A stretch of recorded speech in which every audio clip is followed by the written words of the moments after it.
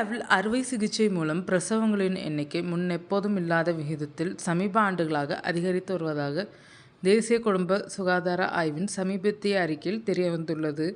அந்த அறிக்கையில் கூறியிருப்பதாவது, மருத்துவ அவசர காலங்களில் தாய் மற்றும் குழந்தைகளின் உயிரை காப்பாற்றுவதற்காக செய்யப்படும் இந்த அறுவை சிகிச்சை தற்போது நாட்டில் ஒரு பொதுவான நடைமுறையாக மாறி வருகிறது என்று தேசிய குடும்ப சுகாதார ஆய்வின் சமீபத்திய அறிக்கை குறிப்பிடப்பட்டுள்ளது.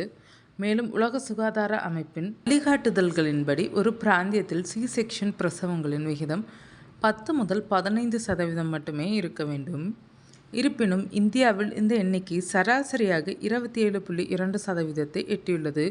இது அனைவரின் மத்தியிலும் அதிர்ச்சியை ஏற்படுத்தியுள்ளது. தேசிய குடும்ப சுகாதார அறிக்கையின்படி நாட்டில் அதிக எண்ணிக்கையிலான சிசேரியன் பிரசவங்கள் கொண்ட மாநிலமாக தெலுங்கானா சாதனை படைத்துள்ளது. தெலுங்கானாவில் சுமார் 62.2% பிரசவங்கள் அறுவை சிகிச்சை முறைகள் மூலம் செய்யப்படுகின்றனர். அதாவது மாநிலத்தில் பிறக்கும் ஒவ்வொரு 10 குழந்தைகளிலும் 6 குழந்தைகள் சிசேரியன் மூலம் பிறக்கின்றனர். இதற்கு அடுத்தபடியாக அண்டை மாநிலமான ஆந்திர பிரதேசம் 52.2% உள்ளது. இதற்கு மாறாக நாகாலாந்து போன்ற வடகிழக்கு மாநிலங்கள் 13.2% என்ற மிக குறைந்த சிசேரியன் விகிதத்தை கொண்டுள்ளனர். அரசு மருத்துவமனைகளுடன் ஒப்பிடுகையில் தனியார் சுகாதார மையங்களில் சிசேரியன் அறுவை சிகிச்சைகளின் விகிதம் கவலை அளிக்கிறது. தெலுங்கானாவில் உள்ள தனியார் மருத்துவமனைகளில் 83.9% பிரசவங்கள் சிசேரியன் அறுவை சிகிச்சை மூலமே நடைபெறுகின்றனர் என்பது குறிப்பிடத்தக்கது. தனியார் மருத்துவமனைகளுக்கான தேசிய சராசரி 54.1% உள்ளது.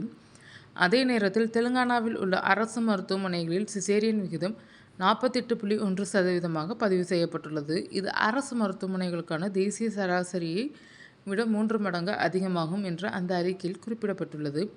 அது மட்டுமில்லாமல் வலியை தாங்க இயலாமை, குறிப்பிட்ட தேதிகளில் பிரசவங்களை திட்டமிடுதல், அதிகரிக்கும் கர்ப்ப காலம், அதிக எடை மற்றும் வயதுக்கு மருத்துவமனைகளின் வணிக போக்குகள் ஆகியவை சிசேரியன் அறுவை சிகிச்சைகள் அதிகரிப்பதற்கான முக்கிய காரணங்களாக மாறி வருகின்றனர்.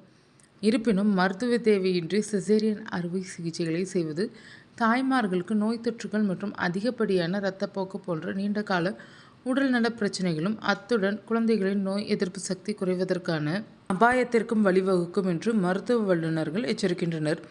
இது தொடர்பாக தேசிய அளவில் கடுமையான விதிமுறைகளை கொண்டு வர வேண்டிய அவசர தேவை உள்ளது. மேலும் இது குறித்து மத்திய சுகாதாரத்துறை விரைவில் நடவடிக்கை எடுக்கும் என்று பொதுமக்கள் மற்றும் மருத்துவர்கள் எதிர்நோக்கி உள்ளனர்.